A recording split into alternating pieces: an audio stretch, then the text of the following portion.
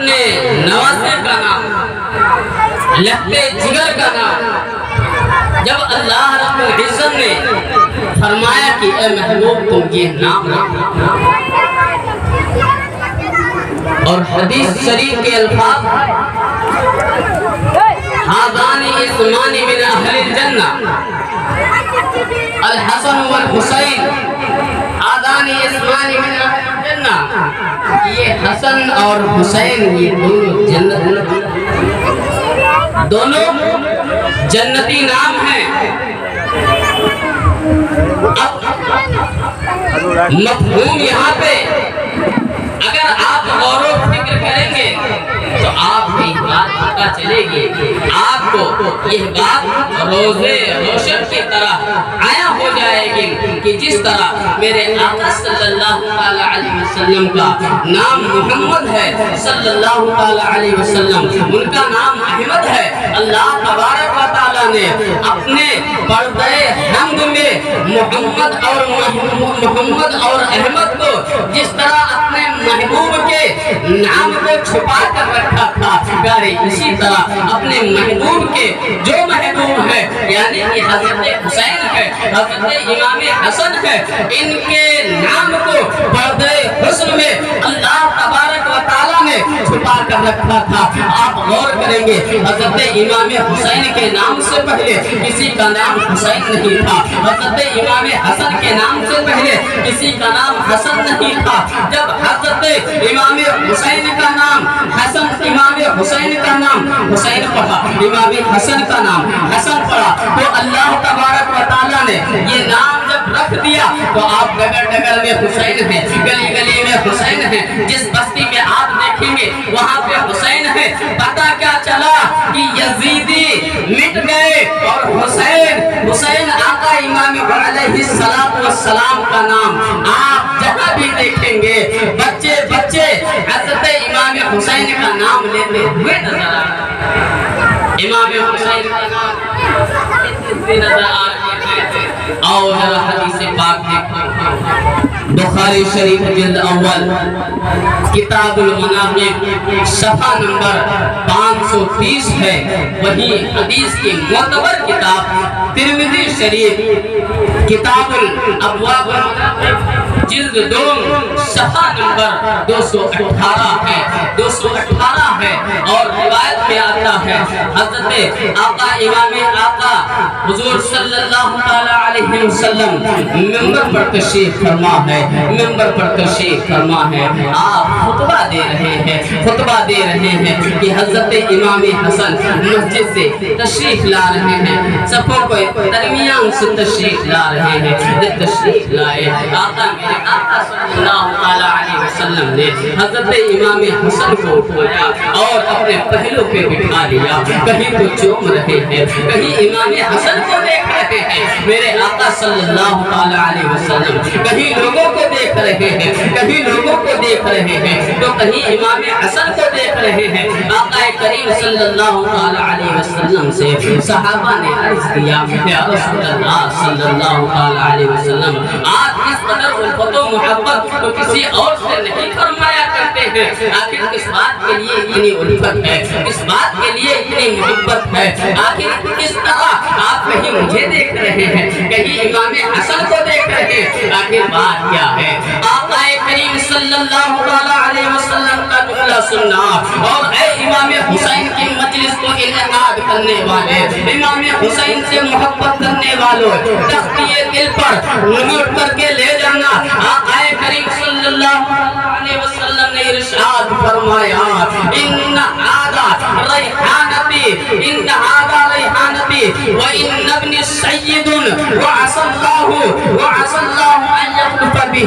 في عتين من المسلمين۔ کہ اے صحابہ سنو، میرے آقا صلی اللہ علیہ وسلم نے ارشاد فرمایا، سنو، یہ میرا پھول ہے، هذا ریحانتی، یہ میرا پھول ہے، وان ابن سید،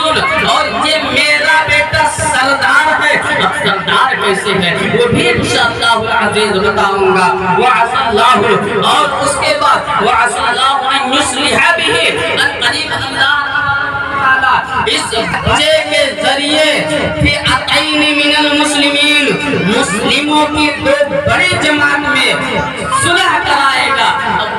بڑی جماعت کون ہے پیارے اسے بھی سماعت کرتے چلو حضرت امام حسین رضی اللہ تعالی عنہ نے تو جو دو بڑی جماعتوں میں جو صلح کرایا یہ ہے حضرت علی رضی اللہ تعالی عنہ جو مدینہ المنورہ کے خلیفہ تھے امیر المؤمنین تھے وہی حضرت امیر معاویہ رضی اللہ تعالی عنہ جو ملک شام کے حاکم تھے اب حضرت علی رضی اللہ تعالی عنہ کی وفات کے بعد جب حضرت امام حسن رضی اللہ تعالی عنہ خلیفہ بنے امیر المؤمنین بنے اور آپ نے کئی 6 مہینہ تک خلافت کی 6 مہینہ تک حکومت سنبھالا اس کے بعد 40,000 کوفیوں نے آپ کے دستے حق پر بیعت کی اس کے بعد جب حضرت علی رضی اللہ تعالی عنہ کی انہوں کا وصال ہو گیا تو حضرت امیر معاویہ رضی اللہ تعالی عنہ کوفہ آئے اور حضرت امام حسن سے کہا اب تو خلیفہ چہارم حضرت علی رضی اللہ تعالی عنہ کا وصال ہو گیا ہے چنانچہ وہاں کے لوگوں نے حضرت امیر معاویہ رضی اللہ تعالی عنہ کو چند شرطوں کے بعد خلافت عطا کی اور حضرت امام حسن نے کہا کہ 3 شرط پر میں آپ کو خلافت عطا کروں گا وہ 3 شرط یہ ہے کہ آپ بر وقت خلیفہ بنائے جائیں گے یعنی آپ کا اگر وصال ہو گیا یا امیر المؤمنین اگر آپ کا وصال ہو گیا آپ کا انتقال ہو گیا تو اب میں خلیفہ بنوں گا اس کے بعد حضرت امام حسن نے یہ شرط رکھی کہ اے امیر المؤمنین اے امیر معاویہ آپ یہ سن لیجئے کہ جو مدینہ المنورہ میں اور جو مکہ المکرمہ میں عراق وغیرہ میں لوگوں کے حضرت علی رضی اللہ تعالی عنہ کے زمانے کے متعلق جو مؤاخذہ ہے جو مطالبہ ہے وہ آپ نہیں فرمائیں گے تیسری شرط رکھ رہے ہیں کہ اے امیر معاویہ آپ یہ بھی شرط قبول فرما رہے ہیں کہ میرے ذمے جو قرض ہے اس کی ادائیگی آپ کو کرنا ہوگا اس پر حضرت امیر معاویہ رضی اللہ تعالی عنہ نے یہ شرطوں کو قبول فرما لیا اور حضرت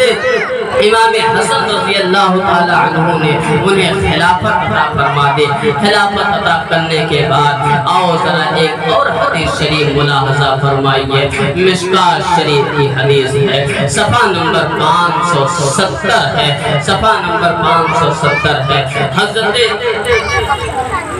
حضرت حسن بصری رضی اللہ تعالی عنہ سے مروی ہے کہ حضرت ابو بکر رضی اللہ تعالی عنہ نے ارشاد فرمایا وہ روایت کہ میرے آقا صلی اللہ تعالی علیہ وسلم نے جو یہ فرمایا وَعَسَى اللَّهُ أَن يُصْلِحَ بِهِ بَيْنَ الْمُسْلِمِينَ کہ ان قریب ہمارا یہ بچہ یہ لڑکا ان قریب مسلموں کی 2 بڑی جماعت میں صلح قائم فرمائے گا تو میرے رضا پیارے رضا اچھے رضا اس پر پکار اٹھتے ہیں اور کیا پکارتے ہیں کہ اور کوئی عیب کیا تم سے نیہا ہو بھلا جب نہ خدا ہی چھپا تم پہ کروڑوں درود تم پہ کروڑوں درود آؤ ذرا درود پاک پڑھو اللہم صلی علی سیدنا و مولانا محمد و بارک وسلم صلو علیہ صلاۃ و سلام علیک یا رسول اللہ صلی اللہ تعالی علیہ وسلم۔ آقا کریم صلی اللہ تعالی علیہ وسلم نے ارشاد فرمایا، سنو تو ذرا، حضرت حسن بصری رضی اللہ تعالی عنہ کی روایت میں عرض کر رہا تھا، چنانچہ آپ کے ساتھ ایک اور شخص تھے، آپ رضی اللہ تعالی عنہ حضرت امام حسن رضی اللہ تعالی عنہ کی عیادت کے لیے گئے۔ آپ بستر علالت پر تھے، جب عیادت کے لیے گئے تو آقا امام حسن نے آپ سے ارشاد فرمایا، سلنی سلنی، آپ کچھ مجھ سے مانگ لیجئے، کچھ مجھ سے طلب کر لیجئے۔ اس شخص نے کہا، عمیر نے کہا، اے میرے آقا، آپ اس وقت تک آپ سے میں کچھ نہیں مانگوں گا جب تک آپ کی طبیعت نہ ٹھیک ہو جائے گی، جو کہ آپ مسلسل کئی دنوں سے بستر علالت پر تھے، اور اتنا ہی نہیں، بستر علالت پر آپ اس وجہ سے پڑ گئے کہ کسی نے خواب میں دیکھا کہ حضرت امام حسن کی دونوں آنکھوں کے درمیان آیت اخلاص قل هو اللہ احد لکھی ہوئی ہے۔ تو جب اس کی تعبیر کو حضرت مسیب کے پاس پیش کیا گیا تو حضرت مسیب نے کہا، اب عنقریب جو ہے آپ چند ایام کے مہمان ہیں، اس کے بعد آپ کو زہر دیا گیا، ایک بار زہر دیا گیا، دوبارہ زہر دیا گیا، مسلسل کئی بار آپ کو زہر دیا گیا، زہر کے ذریعے آپ کی شہادت ہوئی۔ چنانچہ جو آخری زہر تھا وہ زہر اتنا خطرناک تھا، آقا امام حسن خود ارشاد فرماتے تھے کہ اے لوگوں سنو سنو، مجھے تو کئی بار شکار بنایا گیا ہے، مجھے کئی بار مجھے مارنے کی سازش کی گئی ہے، مجھے زہر دیا گیا ہے، لیکن اس بار جو زہر دیا گیا ہے وہ سب سے خطرناک ہے۔ اس بار جو زہر دیا گیا ہے اس زہر کا عالم، اس زہر کی شدت کو اس طرح سے بیان فرما رہے تھے کہ اے لوگوں سنو سنو، زہر ایسا تھا، ایسا خطرناک تھا کہ اس زہر سے جو آنکھ کے آتے تھی وہ آنکھیں کٹ کٹ کر باہر گر رہی تھی۔ چنانچہ حضرت امام حسن اسی میں بستر علالت پر پڑ گئے، اور جب عیادت کرنے کے لیے آپ کا خادم آیا تو حضرت امام حسن نے کہا، سلنی، آپ مجھ سے کچھ مانگ لیجئے۔ خادم نے کہا، یا آقا امام حسن، میں اس وقت تک آپ سے نہیں مانگوں گا جب تک آپ صحیح نہیں ہو جائیں گے، آپ کو شفا یابی حاصل نہیں ہو جائے گی، صحت و تندرست نہیں ہو جائیں گے، اس وقت تک میں آپ سے نہیں مانگوں گا۔ فقال ثم اخرج ثم دخل الینا فقال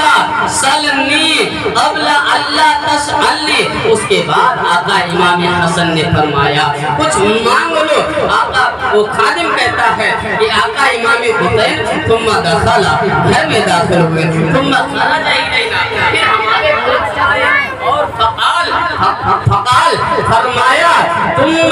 سلنی، پھر سے مانگ لے، قبل اللہ تسألنی، اس سے قبل کہ تجھ مجھ سے کچھ مانگنے سے محروم رہ جائے۔ چنانچہ آقا امام حسن رضی اللہ تعالی عنہ سے پھر اس نے یہی کہا کہ آپ سے میں اس وقت تک نہیں مانگوں گا جب تک آپ شفا یاب نہ ہو جائے، اللہ تبارک و تعالی آپ کو صحت و تندرستی نہ عطا کر دے۔ اس کے بعد وہ خادم گھر چلا گیا۔ گھر جانے کے بعد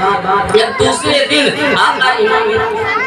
عیادت کے لیے آیا تو دیکھتا کیا ہے، دیکھ کیا رہے ہیں کہ سرحانے پر آقا امام حسن کے سرحانے پر حضرت امام حسین کھڑے ہوئے ہیں، اور آقا امام حسن کی آخری سانس چل رہی ہے، آخری سانس چل رہی ہے، نزا کا عالم ہے۔ پیارے ذرا غور تو فرمائے، آقا امام حسین رضی اللہ تعالیٰ عنہ آقا امام حسن سے پوچھ رہے ہیں کہ اے بھائی ذرا بتاؤ تو صحیح، اے بھائی ذرا بتاؤ تو صحیح، اے میری جانے جانا ذرا بتاؤ بتاؤ تو صحیح کس شخص نے آپ کو زہر دیا ہے, کس نے آخر آپ کو زہر دیا ہے, ذرا مجھے بتاؤ تو صحیح. کئی بار اصرار کرتے رہے, کئی بار پوچھتے رہے, باوجود اس کے بھی آقا امام حسن نے کہا اے بھائی ذرا سنو تو صحیح, میں جانتا ہوں تم کس لیے پوچھ رہے ہو, تمہارا یہی خیال ہے, تمہارا یہی تفکر ہے, تمہارا یہی تدبر ہے کہ تم پوچھ کے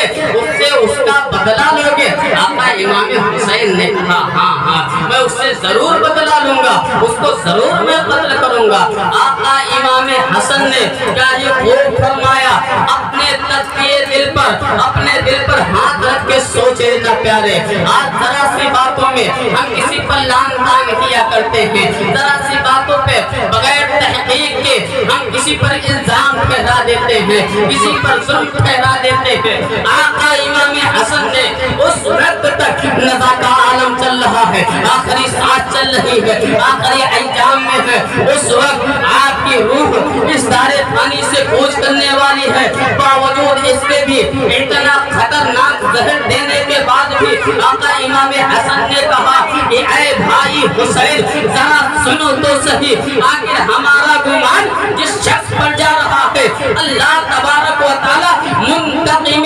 حقیقی ہے, بدلہ لینے والا ہے. اگر ہمارا ذہن اسی پر ہے تو اللہ رب العزت کی پکڑ شخص ہے. ان بطش ربک لشدید, ان ربک بطش لشدید, اللہ تبارک و تعالی کی پکڑ جو ہے بہت سخت ہے. چنانچہ اگر ہمارا ذہن اس پر جا رہا ہے, ہمارا گمان یہ ہے اگر اسی نے قتل کیا ہے تو اللہ رب العزت منتقم حقیقی ہے, اور ہمارا گمان اگر اس پر ہے تو واقعی اس نے ہمیں ذہن نہیں دیا ہے تو اللہ رب العزت کے یہاں ہماری پکڑ ہوگی. چنانچہ آقا امام حسین نے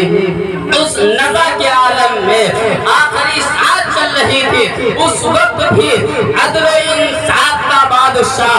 عدل و انصاف کا بادشاہ اپنی عدالت اور اپنی شرافت, اپنے انصاف کا ایک ایسا نقشہ تاریخ کے صفحے پر اس قدر نقش فرما دیا ہے کہ رہتی دنیا اسے بھلا نہیں سکتی ہے, کہ اس رہتی دنیا اسے بھلا نہیں سکتی ہے. اسی لیے تو میرے رضا, اچھے رضا, پیارے رضا ارشاد فرماتے ہیں کہ تیری نسل پاک میں ہے بچہ بچہ نور کا, تو ہے نور تیرا شکر, تو ہے نور تیرا شکرانہ نور کا. چنانچہ 45 سال 6 مہینہ چند روز کے بعد مدینہ المنورہ میں آپ کی وفات ہوتی ہے, اور آپ کا روضہ مقدس حضرت فاطمہ رضی اللہ تعالی عنہ کے پہلو اقدس میں ہے, آپ کا مزار شریف جنت البقیع میں ہے. درود پاک پڑھ لیجیے, اللہم صلی علی سیدنا و مولانا محمد و بارک وسلم, صلو علیہ وسلم.